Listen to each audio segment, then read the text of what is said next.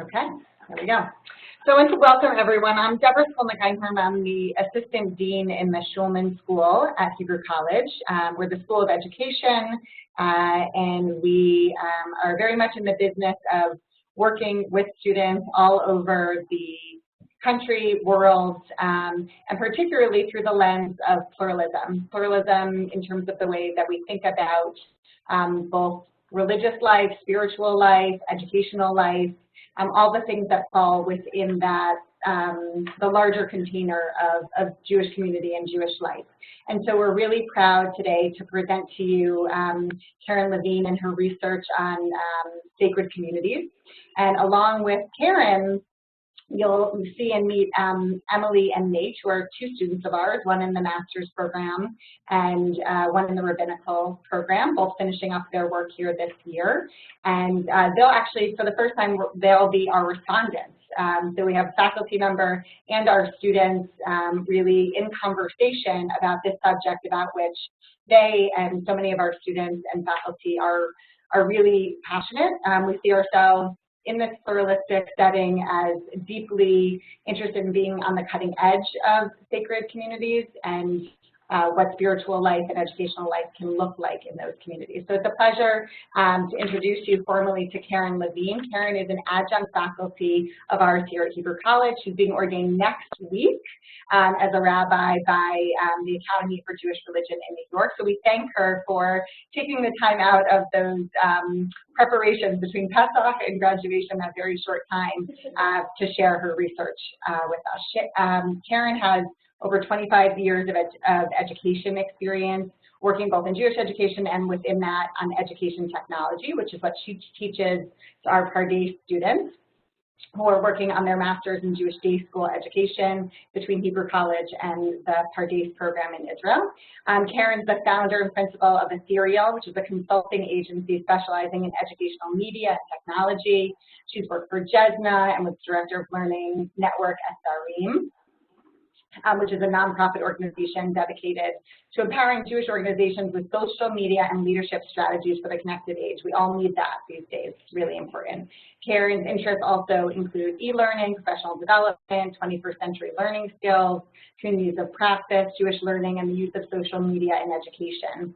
She can often be found hanging out at small airports, jumping from small community to large community, and observing how we're all working in our communities. So we're so grateful. You're going to do all of those things just in this short hour that we'll spend together. So Karen, I'm going to hand it off to you. Thank you for being with us. Well, thank you for having me here. I'm really excited to be here and to be learning with everybody. I want to start just giving you a little background about how I became interested in emerging sacred communities. It was for a number of reasons. One is that I was noticing that a lot of highly educated, Jewishly educated people were looking for experiences that were not necessarily being offered in more traditional, and I'm using that word very loosely, Jewish settings. And I was also looking around and in those settings, and I saw that there are people who go maybe to synagogues or to other communal events who, you know, they might not feel comfortable, or they feel obligated to go, or they go to schmooze, but they don't often feel that they're having the experience that they think they're supposed to be having. And so I get the sense from people that I'm very close to that they just kind of feel like they're failing Judaism because they're not getting what they think everybody else is getting out of these experiences. And I was also noticing this small group of families not too far from where I live who would get together. They were connected through a person who was a B'nai Mitzvah tutor, and she would bring people together that, you know, that she was tutoring. And for the high holidays, she started to hold services, and they outgrew her house, and then they had them out in somebody's really big backyard, and they started to outgrow that. And like about 3 or 4 years later, they had to rent a hall to house everybody, and it was multi-generational. I saw that there were 3 generations of families praying together on the high holidays, and just watching this group grow really intrigued me, like what was going on here. And so that's kind of what was bringing me to these different communities and thinking about what it means as individuals who are inside them. And then from my organizational background, I was really curious, like what's going on from the organizational aspects of it. So I also want to say that I am enormously grateful to the 13 community leaders that I interviewed for this research, who were incredibly generous and overly generous with their time. And really, I've found their experiences so enriching, and I'm very grateful for them. And I'm very pleased to share their learning, my learning from them with you, and to have Emily and Nate here to fill it in from their perspective too. So thank you. And the other issue is, like, how do we think about these sacred communities, not just only in terms of spiritual communities, but also what are implications for education, Jewish educational communities, and what can we learn from them? And what's been really interesting as well is that the organized Jewish community, or the already established community, has taken a real interest in what's happening in these emerging sacred communities and are trying to learn from them too. So I kind of feel like there is this call and response going on, and that there's a lot to be learned from the whole landscape of the Jewish community. So I want to give a little context to what these communities are, and then I'm going to describe a few themes that were emerging from these emerging communities that I spoke with, and turn it over to Emily and Nate and open it as conversation. So let's see. Okay. So there's a growing interest in these emerging sacred communities, and it's not just in the Jewish world. It's happening, at least in North America. It's also happening certainly in the Christian world too. And these models tend to have orientations that are more partnership-driven than hierarchical. It's less like what the religious organization can do to you to make you a better religious member, and more like what are the actual needs and aspirations of individuals, and how can this be done in community. And there's also a lot of experimentation with taking it out of the traditional venues.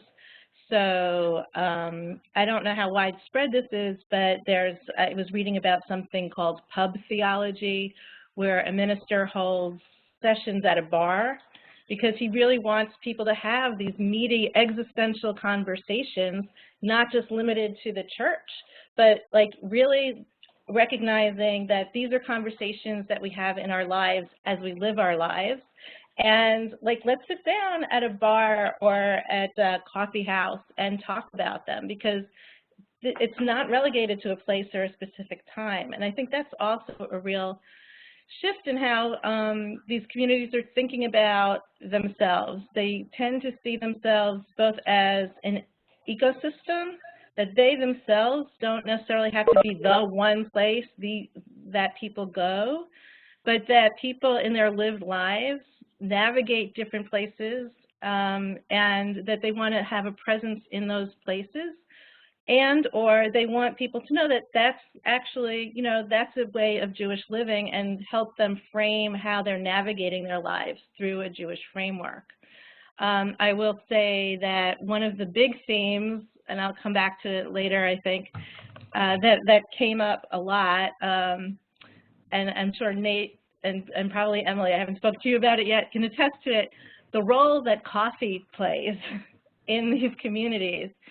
There's so much time spent talking with people over coffee, the leaders of the communities talking to individuals, bringing people together in small groups, making coffee and beverages and kiddush, accessible not just after services, but maybe even during services in the hallway, inviting people to take it with them and be comfortable. Living rooms play an incredible role in a lot of these communities as well. So we can talk about that a little more in a bit. And these communities, again, not just in the Jewish community, but what's emerging is that it's a response for people to look for cultural relevance in their lives, in the lives that they are currently living. Which isn't to say that in the past it wasn't the same situation. People were looking for relevance, and organizations, institutions developed accordingly. And sometimes those institutions don't change as rapidly as how people live their lives. And for some, those institutions are still like the place for them. That's really where their meat and potatoes lives are, with apologies to vegetarians, and their salad is. But the communities are also reflecting changes that we're seeing in our culture and social structures. So they're taking advantage of entrepreneurial concepts of how to design for community, the influence of alternative economies, which I learned actually from Nate about, being in Portland and gift economies, and thinking about how people, if you use Airbnb or crowdfunding, those kinds of structures are how a lot of people are tending to view organizing their lives, and there's a lot to be learned from that as well.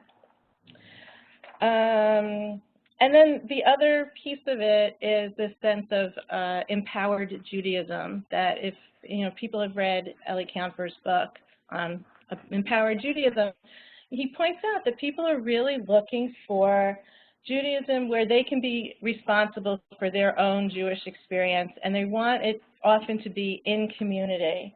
And they want it to be meaty. They don't want Judaism light. They're looking for something that's really meets their existential and everyday needs.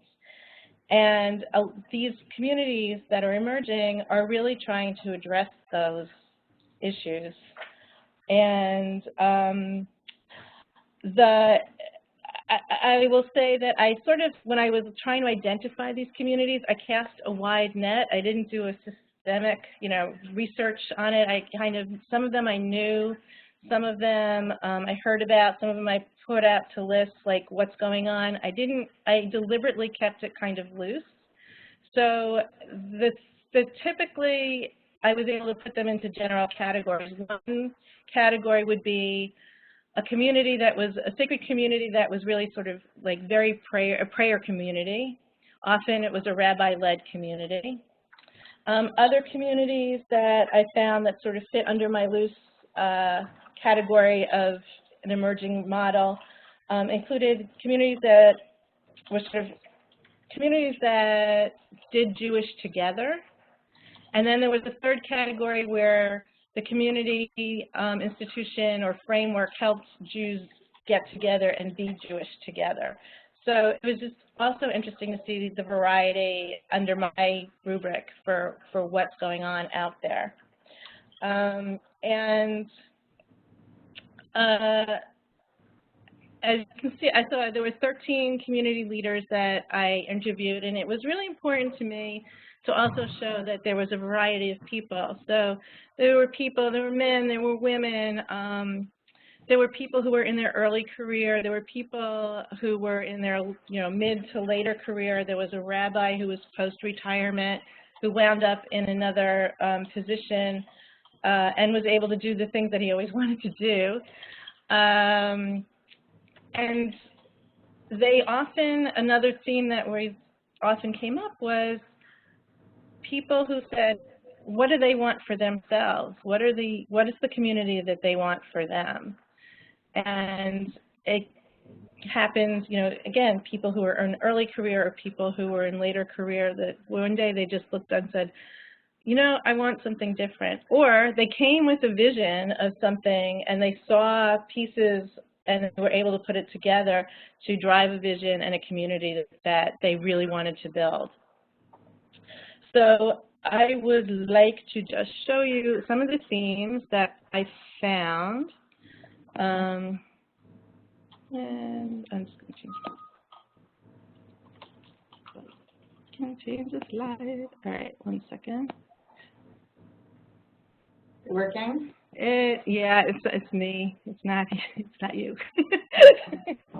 Okay. So some of this, and I'll come back to a few of these, but I kind of categorized what I was finding in this way. Relationship building was really key, and that kind of goes back to the coffee house piece. People spent an enormous amount of time getting to know other people, and related to that is the design for community and the intentional community and designing for stickiness so that people would rely on each other. So there was a lot of community organizational skills that came into play. There was a lot of helping people make connections and providing ways for those connections to happen, which was really interesting and very thoughtful in how they would do it. There were a lot of different techniques that people shared. Another one was for the prayer communities, really designing the services, being very intentional about the service that they were leading. In some cases, they said, look, I have a 2-hour limit. That's it. We're going to have people for 2 hours. We don't see any need to go beyond that. And then they had to design backwards. What is it that they wanted to include? How did they want to include it? How do they include leadership in those prayer services? We'll see later also that the role of music has been really a driving force in a lot of those communities. Location, location, location. So the living rooms were really important. Living rooms is where ideas bloom. You know, somebody says, I have this really wacky idea I want to test out, and they invite people over and they talk to them. Or they eventually build different groups in other people's living rooms and let them then distribute that leadership and continue with that. The other piece of the location is, in some cases, these communities saw themselves as not limited to having the infrastructure of a specific building, perhaps, but they saw an entire city as their campus. And so that again, they were navigating where the people were. And I was, struck also how if there was a local street fair or something, and again, Nate, this is something that I remember from Portland, I'm hoping I'm getting it right, that, the community would have an incentive to be there. There would be a Jewish presence at the street fair in some way. So it was really going beyond, the lot of permeable borders and not necessarily a lot, of walls. And that they were providing platforms for facilitating people, the community, to self-organize. And even in the religious leadership piece, there were roles for people. In some communities, if there were strong rabbi-led communities, the rabbi might still be at the forefront, but in other places, there was a building, or it's not and/or, but it was also, where the emphasis might be, building up lay leadership, so that in one community that ran parallel to the synagogue community, they were all under sort of one umbrella but two separate identities. The lay leadership was taking on stronger roles, so that eventually some of them were actually performing life cycle events for each other, which was, again, very powerful. And let's see, one second. They often have different modes of belonging. The membership structures, there was a very clear differentiation in my head about community and membership. Community were people who felt a particular way attached to each other, and membership is more of a support, financial support piece. But there were often different ways of belonging to a community and flexible ways. If you couldn't contribute a lot of money, contribute time. And also really interesting to me is that there was a lot of people, just like in other aspects of our lives. We sample from different traditions, and many of these communities were finding people who were fellow travelers. They were not necessarily Jewish, didn't necessarily have connections with Jews, but felt welcome to come and see and explore and take from the Jewish tradition back into their lives. And what I called primal experiences, for lack of a better word, the role of music, the role of food, and the role of storytelling, those were really important in these communities. And I'll stop in a second, but I just also want to point out that the role that technology plays. It was interesting, and this sort of crosses over into this idea of networked communities, because many of these emerging communities were talking with each other. There's actually a group, the Jewish Emergent Network, of some of the, particularly the prayer-oriented communities that have been supporting each other, working together, creating rabbinic fellowships together. Sid Schwartz just started the New Paradigm Spiritual Communities Initiative. So there's something happening in the field that's really interesting to watch. So the example of music and the network communities, very often for those communities where music plays a strong role, they'll upload it to SoundCloud or to another audio platform, and people, communities are creating their own playlists and because they can sample from other communities' work, it just enriches everything. And it's building a cadre of people across the country who are becoming more and more familiar with different music and different ideas through technology. And a lot of people who are thinking about what they would like to build in their communities are taking advantage of visiting, sort of shul hopping across the country and seeing what happens. So you can see also where they're sampling or cross-pollinating in their communities and adapting ideas. So like the davening teams that emerged, I think, originally at ICAR, if I'm not mistaken. Okay, I'm getting the thumbs up from Emily. There are many communities now that have their own davening teams, and they adapt them to the needs of their own community. And for me, what was emblematic also is that when I was talking to one person, she was saying how she wants the music really complex and challenging. She wants it that's a statement for her, an existential statement. The music that goes on in that service should be really rich. And somebody else I was talking to somewhere else said, we really want to make the music accessible to people. So we're going to be using a lot of English, and we may not be doing the whole song, and we're going to use a lot of la, la, la's so that people really feel that they can join in without having to know everything. So there's all this adaptation of these concepts that, for the local community, which is also very fascinating. So I'm going to stop there and turn it over back to Deborah.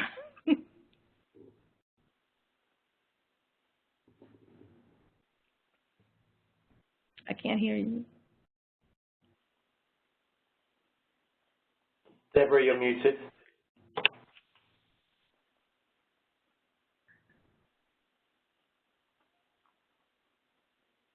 Oh, sorry, guys. You weren't able to hear me, were you?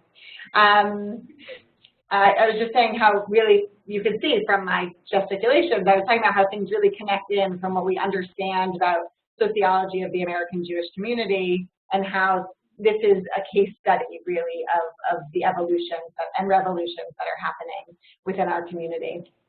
So we're going to go across the country now to two of our soon-to-be graduating students who are sitting in an office at ICAR. So we have like a little field office over at ICAR. Emily and Nate, if you could take a couple minutes to respond, but also first introduce yourselves, tell everyone a little bit about both your connection to Hebrew College and your connection to this subject that Karen's been exploring. Hey everyone, my name is Nate DeGroot. Nate, will you come a little closer to the mic? Great. Thank you. Yeah. My name is Nate DeGroot. 1 month from today, I'll be graduating at Hebrew College and ordained as rabbi from Hebrew College. I am also the founder of Mikdash Portland, which is one of the communities that Karen interviewed and included in her research, and have been serving as the rabbinic intern at ICAR this year, and will be participating in the first cohort of the Jewish Emergent Network's Rabbinic Fellowship for the next 2 years here at ICAR, so I'll be beginning full-time here July 1st. And thank you, Karen, so much for the presentation and getting to meet you some number of months ago through your work, and to now see it come to fruition and all of the conclusions that you've drawn are really meaningful and powerful for the field. Hi, I'm Emily Holtzman. I kind of have the opposite story as Nate. I've been working at ICAR for the past 5 years, first as a teacher in our religious school. I was then the assistant director of education, then I was the interim director of education, and now I'm actually transitioning out and heading to rabbinical school myself. Throughout the entire time I've been at ICAR, I've actually been at Hebrew College as well in the Masters of Jewish Ed, which with concentration in experiential education, and the Masters of Judaic Studies. So I'm also working on my thesis, which is about ICAR and the davening that happens at ICAR and how it's translated to our kids through their exposure to the main service. And so I was really excited to read Karen's research, because mine is a very specific and focused piece about ICAR, and it's nice to see how it fits into the larger research of what's going on. Great. So as each of you, Emily, if you want to start just giving us your, what your top of the head, I know you've been thinking about this subject a lot, response to Karen, what questions does it raise for you? In what ways is it counter to what you've been learning, or in what ways does it fit? And a response, and also any questions you have. Yeah, so what's been really great about reading Karen's research, as I said previously, is that my own research, I kind of came on a stumbling block because there is no research about Jewish emergent communities, Jewish sacred communities, because it's such a new phenomenon. And as a member of the community as well, by choice, I was working there, but also saw the powerful impact of what's being done, both in the davening space, in the learning, in the community building. I just wanted to respond to the coffee comment, actually.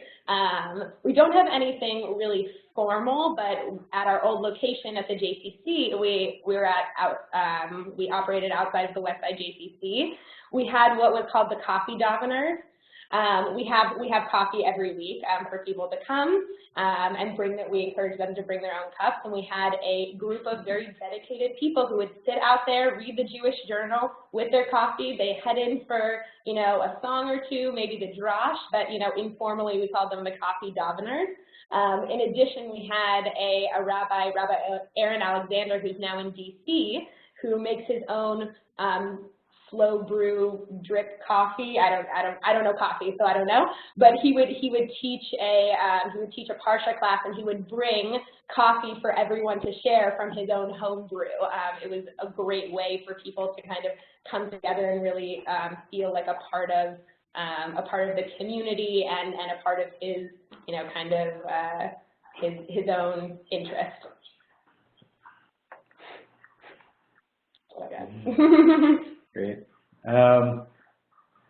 Yeah, I guess first from a educational standpoint, I think one of the things that is striking to me is the relationship to these communities and experiential education or project-based learning, which I know have been emphasized in the Master in Jewish Education program at Hebrew College, and certainly in my own experience as an educator as well, my own passion leaning towards informal and experiential education and the collaborative aspects of project-based learning, I think, are reflected in the cultivation of experience within these communities that I think from kind of my my perspective, and certainly what I was trying to create in Portland, that experiences were at the center and at the core of these communities, a chance for folks to really deeply experience the rhythms of the Jewish year, to experience depth in prayer, to experience connection to the sacred.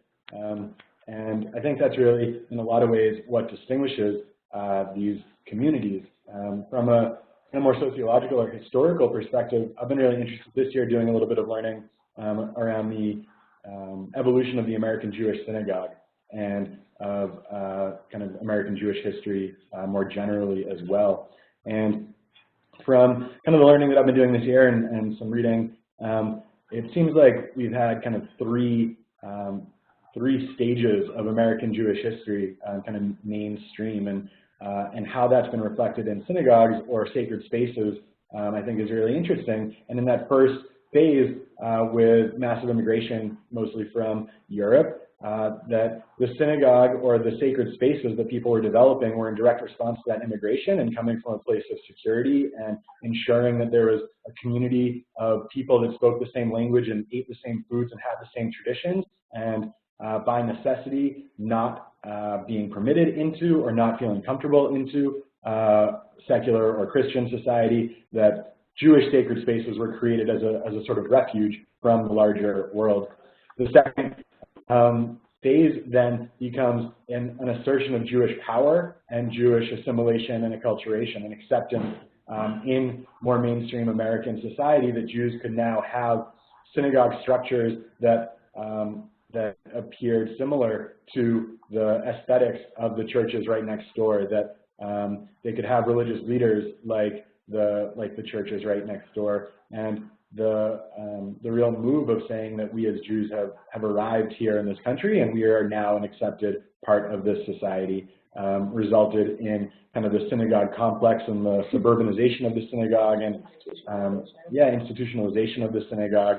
And I think we're in a really interesting moment right now where I think we're seeing the early stages of phase number 3, maybe with a little bridge in there with the Chavurah movement, but I think really this kind of third phase of sacred spaces I think we're a part of. And I'll kind of conclude these remarks with a comparison kind of to two of the thinkers from the second phase and kind of where this is situated in between. I think you saw a debate in the 30s, 40s, 50s between a Mordechai Kaplan and a Abraham Joshua Heschel, where Kaplan is saying that peoplehood and community is really at the core, and we're going to build synagogue centers and complexes that reflect that, and integrating Judaism and secular life and community and secular life, and really staked much of his claim on that.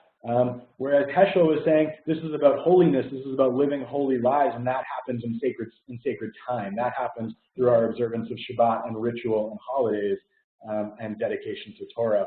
And I think each was kind of missing what the other brought to the table in some regard, that the more secularized, more community-driven, peoplehood-driven spaces sometimes lack the deep rigor of learning and spirituality, and sometimes the spirituality and the learning left behind some of the communal and personhood aspects.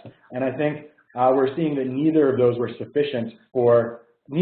are currently sufficient for modern day Jews who care about both and live deeply rooted in both a secular world and are deeply craving meaning. And so I think we're seeing an interesting kind of combination of Kaplan and Heschel here, where it's a dual focus on the peoplehood, on the secularization, on the being cultured and doing that in community, but also not willing or wanting to leave behind the deep commitment to the sacred and to living lives of holiness, to experiencing Judaism together as well. And that to me is an incredibly exciting phase that we get to be pioneering. And I wanted to respond to that in that I feel like people these days are taking on so many different identities. We're not siloed into our secular life, our religious life, our health life, or all that. We want an intersection of all of those things. And what I think a lot of these communities are providing are different entry points, right? We're not saying you have to be a part of this community only if you come and daven on Saturday mornings. We're saying, no, well, on Sunday we have the Walk 10 Genocide, so if social justice is your thing, then you should come to that. Or on Tuesday we have this panel about crime shows, and Gingy Cohen is coming, which is actually happening next week, which is going to be so cool. But what it means that, you know, we are so addicted to these shows. These communities are being created around people as opposed to what we think Judaism needs to be, and it's using the interests of people in order to create and bridge that sacred space with the secular space. And it's awesome.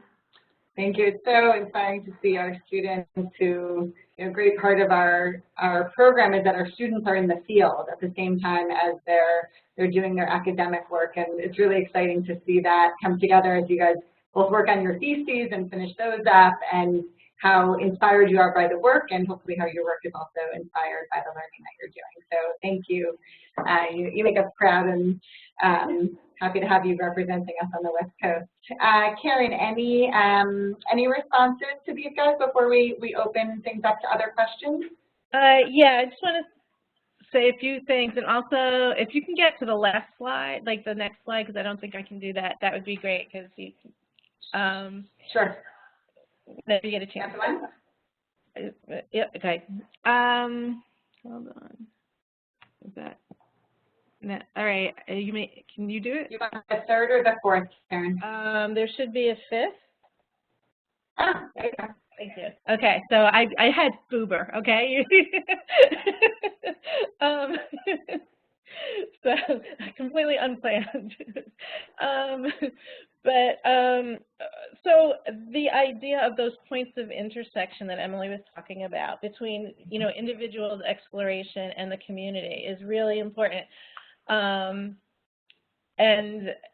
in a sense, that investment in those coffee houses and those conversations with people, and having the leadership really listen to where people are and what they're aspiring to and what their needs are, and designing from that is kind of a shift than what's happened or what tends to happen. I mean, it'll be interesting to see where this goes in the next 5 to 10 years, because I'm also hearing from communities that are starting to mature, like they're going to undergo some changes. So what are those changes going to look like, and how are they going to still keep their own integrity as they develop further? It will be really interesting to follow.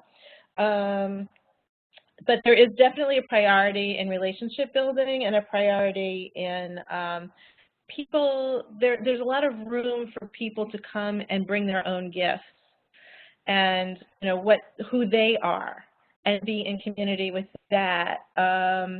There's one community in New York that I was talking to, and they would have like these potluck learnings, you know, where they would have, you know, somebody would come and organize it, and they would be asked to bring something to share with the group. So again, there was the food piece, but there was also the food for the soul piece, and you know, or do some kind of like TED, I think they called it like Fred, like friends, you know, getting to know each other. So how do people get to know each other in different ways in their community? We don't always have those opportunities. Sometimes we sit next to them, but we don't really get into, you know, what the person brings that we didn't even know they did. Three other points. One is the influence of the entrepreneurial model is really interesting to me, especially on the West Coast, about using, you know, innovation techniques to prototype and try out ideas and get feedback from the different stakeholders in a fairly rapid way, and then adjust and adapt has been really interesting to me. Adaptive leadership techniques, community organization, which I think I had mentioned before, has been really important. People bringing skills that they've learned or that they've transferred over from ideas of community organizing have been really important in the building of these communities. And I also just want to emphasize that these aren't necessarily either or. At least 2 of the communities that I spoke with were synagogue based, you know, that were really looking at you know, one came up with a parallel, kind of a parallel sister congregation community, and the other decided to just like, how can we reinvent ourselves? And so they're taking, you know, they're really taking it to heart, and they're taking aspects of it. It's been really interesting to watch, as I said earlier, the organized Jewish community keeping their finger on this pulse too, and really supporting it, because there is a lot to learn from it, and feed back and forth between the different dynamics of extended ecosystems of Jewish communities and the communities outside of the Jewish world where there are Jews. And the last thing that I you know, want to say in particular is related to this particular slide. It seems to me that there's this stance of radical community that is being taken among most, if not all, of these emerging communities.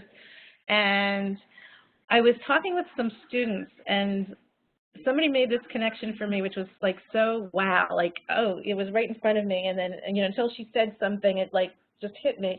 It seems to me that because these communities, there's so much of it is built around connections, connecting people with each other, connecting people with God, connecting people with their Jewish heritage. Somebody said, you know, that there's actually a theology in this. It's like if you're developing this connection muscle, so if your connection is first with God, you know, primarily, like developing that muscle and bringing it to your connections with other people. And if your connections are with other people and you're grasping for a connection with God, like by constantly using this connection muscle, it just becomes bigger. And I was really taken with that imagery. And really the last thing I'm going to say, you know, for this moment is what I heard, for me personally, what I came away with was that I've often heard people say, oh, you should do this, or you go to services for that, or you're a Jewish education for, you know, because it's your heritage and blah, blah, blah. But what I've been hearing people say in different ways was said by this one particular rabbi who said what she's trying to create in her community is an invitation for people to join as individuals in this community and help shape their Jewish destiny, right? It's an invitation to really be part of it and to be part of the Jewish future and destiny, and being actively engaged in that. And I think that's also a subtle shift in the messages that are being sent. Great. Thank you so much, Karen. So I want to open it up to the crowd online for any questions. Be forewarned that I muted a bunch of microphones because we were getting an echo. So there's a hand raising function if we can't hear you. But I'm also happy to help you unmute if you need it. So I'll pause for a second and see what we have from the field.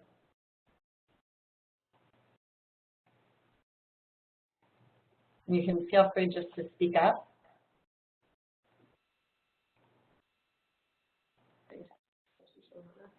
I'm never getting technical. Hi, it's Michael here. I don't know if you can hear me. Yes, we can. Great. Thank you very much, everybody. That was really, really enlightening. I suppose I just have a reflection and then a question maybe for anyone who wants to answer it. The reflection basically, as Karen just indicated, is what's going to be the future. Are these going to become the establishment communities of the next generation? Will they calcify into what we already have in the Jewish community? How will they stay innovative?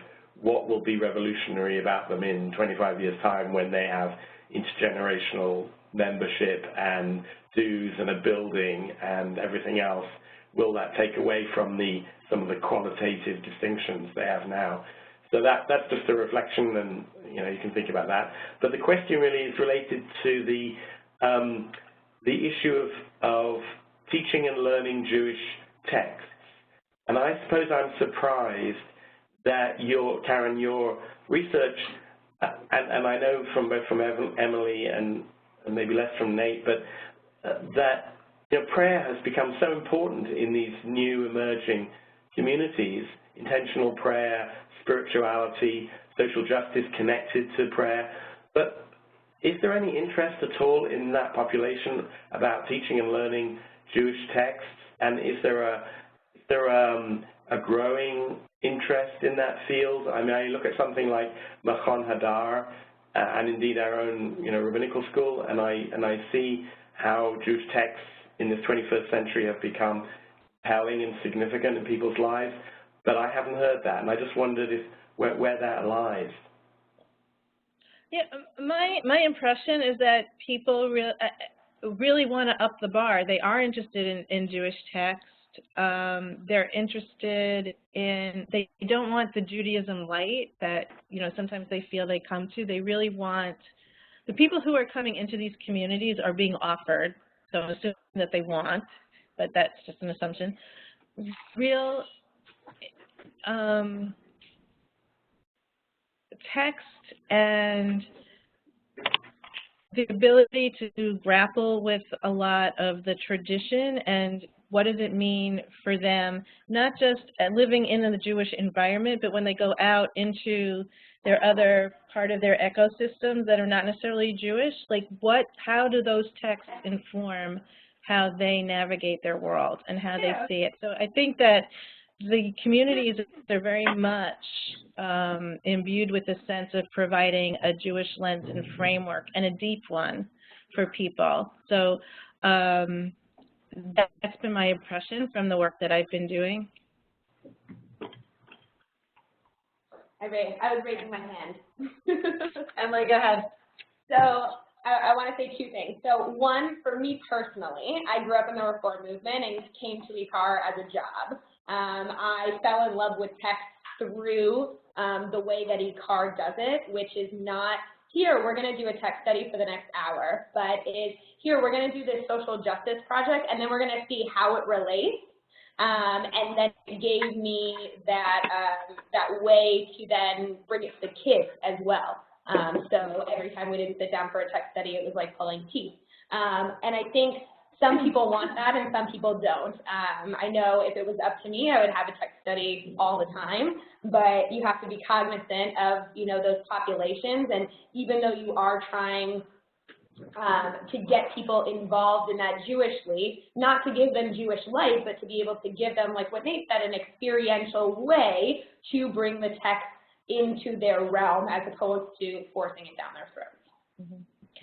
And as you were both saying before, also, you're providing different access and entry points so that those who want that, people can also determine where they want to be and grow into it. Exactly. And as I was interviewing Rabbi Brausch, she said we set the bar really, really, really high for our davening, but not really for much else. Mm-hmm. The davening is the part where you really, because if you want to, you'll show up. If you don't want to show up, the bar is low for everything else, and we'll weave Judaism in. And then hopefully, you meet enough people that are coming on Saturdays. I think Nate and I have both met people who have come to one event and then all of a sudden come to the next 10 events that we have because they meet people that they like, not necessarily because they wanted to start davening.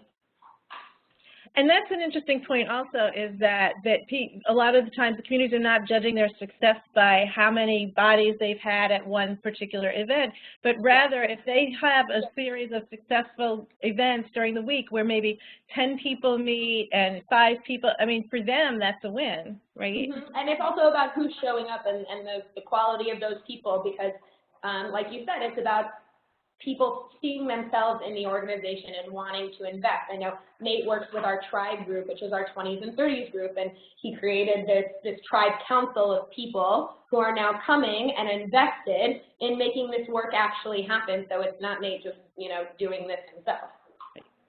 Tribe council, huh, Nate? That was a name that was inherited. Yes, it was already, we tried to change it, it just doesn't work. Very Survivor-esque. Yes. Anyone else who has a question before we wind down?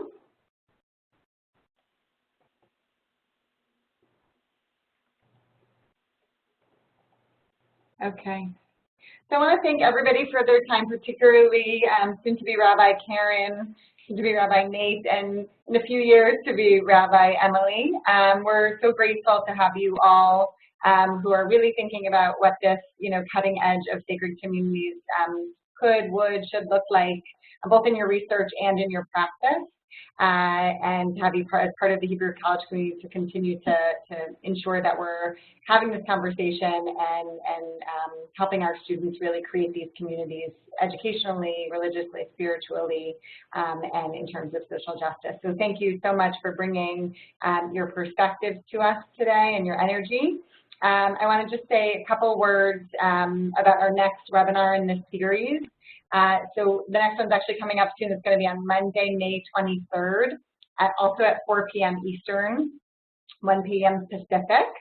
And Dr. Karen McGinnity, who has just joined our faculty, will be presenting on interfaith family Jewish engagement, which is actually also the name of the program that she's directing for us now, which is a new master's and certificate program that we just got significant funding from the Crown Foundation for. So it's kind of a late launch for a master's degree or a certificate that begins in the fall.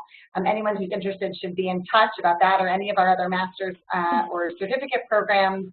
But at the same time, just as professionals in the field and educators or students, we think this is a huge piece also of how the community is evolving, and we're excited to have that conversation with her on Monday, May 23rd at 4 p.m. When we we'll send out certainly reminders about that on our different media, and if anyone wants a recording of today to share with colleagues or friends, we will have that available also. So thank you everyone for being with us, for your contributions, for your questions, and we hope to continue the conversation. Thank you. Thank you so much. Thank you. All right, bye.